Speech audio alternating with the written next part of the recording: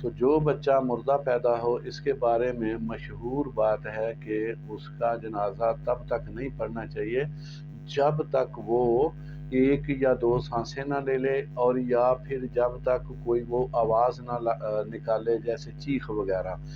تو یہ بات سرے سے ہی غلط ہے، کیونکہ یہ بات جن روایتوں میں موجود ہے، جیسے ترمذی کی حدیث نمبر 1032 ہے، ابن ماجہ کی حدیث نمبر 2750 ہے، اور اسی طرح مستدرک الحاکم کی کتاب الجنائز آپ نکالے وہاں بھی مل جائے گی۔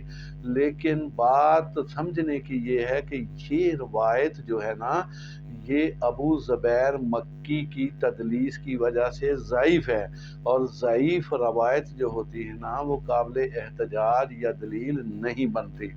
ہاں یہ بات ضرور سن لیں کہ جو بچہ مردہ پیدا ہو اس کا نماز جنازہ پڑھنا چاہیے، چاہے وہ سانس لے چاہے نہ لے، یا چیخے یا نہ چیخے۔ نامکمل بچہ پیدا ہو جائے یعنی مردہ بچہ پیدا ہو جائے، اور اس کی مدت جو ہے نا 4 ماہ کے بعد اس بچے میں روح پھونک دی جاتی ہے۔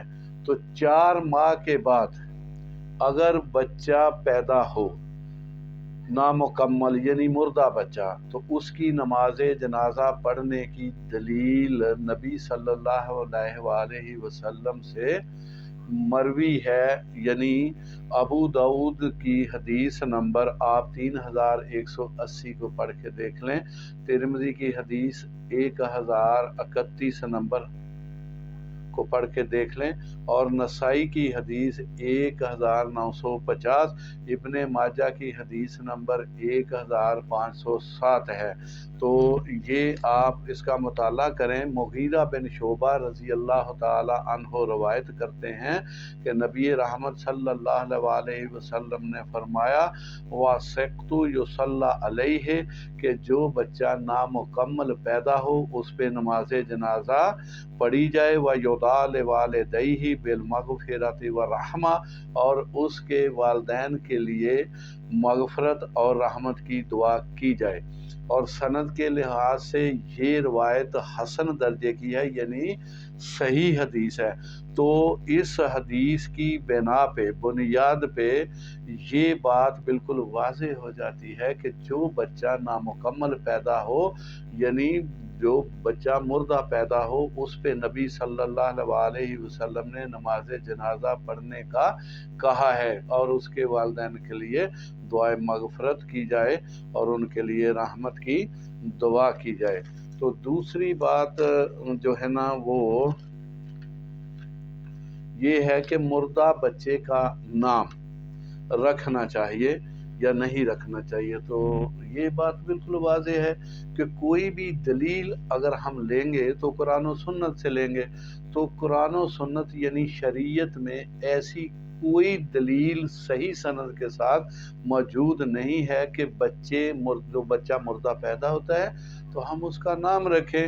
یہ محض قیاس آرائیاں اور مفروضے ہیں۔ ہاں یہ بات جہاں سے پکڑی جاتی ہے وہ معجم ابن عساکر نے بھی یہ اس ضعیف روایت کو نقل کیا ہے، اور الضعیفہ میں بھی حدیث کا نمبر 2006 ہے۔ تو اس میں یہ بات ہے کہ جی جو بچہ مردہ پیدا ہو تو نبی صلی اللہ علیہ وسلم نے فرمایا نام رکھے۔ بالکل ایسی بات نہیں۔ اس جو روایت ہے اس میں بختری بن عبید اس پہ کذب اور وضاع کی تہمت ہے، یعنی جھوٹ بولتا تھا، حدیثیں گڑھتا تھا، لہٰذا یہ حدیث جو ہے نا یہ موضوع حدیث ہے، اس سے دلیل نہیں پکڑی جاتی۔ اور دوسری بات جو دلیل پیش کی جاتی ہے نا وہ سیدہ عائشہ صدیقہ رضی اللہ تعالیٰ عنہ سے روایت کی جاتی ہے کہ میرا جو ہے نا بچہ پیدا ہوا، یعنی نامکمل بچہ پیدا، تو اس کا نام نبی صلی اللہ علیہ وسلم نے عبداللہ رکھا، اور میری کنیت اس بیٹے کی وجہ سے ام عبداللہ ہوئی۔ تو یہ روایت جو ہے اس میں داؤد بن محبر ہے، یہ بالکل واضح بات ہے، محدثین نے لکھا ہے کہ یہ بندہ جو تھا نا یہ ثقہ راویوں سے यानी उनसे ये मौजू रवायात बयान करता था, झूठी रवायतें बयान करता था, खुद ये वज़ा करता था बात को।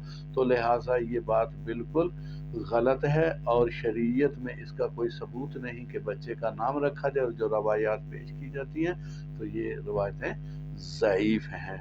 तीसरी बात, एक बहुत मशहूर बात है कि जो बच्चा मुर्दा पैदा हो जाए ना तो उसको कब्रिस्तान में दफन ना करो। ये बिल्कुल जहालत की बात है। कब्रिस्तान तो जगह ही मुर्दे दफन करने के लिए है।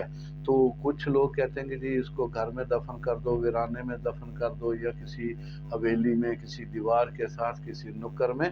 तो ये बिल्कुल जहालत है, इसमें कोई सच्चाई नहीं।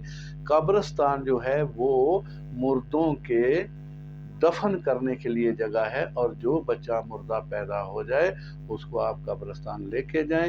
अगर उसकी मुद्दत 4 माह से ऊपर है, यानी मुर्दा बच्चा पैदा हुआ है, नामुकम्मल बच्चा पैदा हुआ है, तो उसकी नमाज जनाजा भी पढ़ी जाएगी और उसको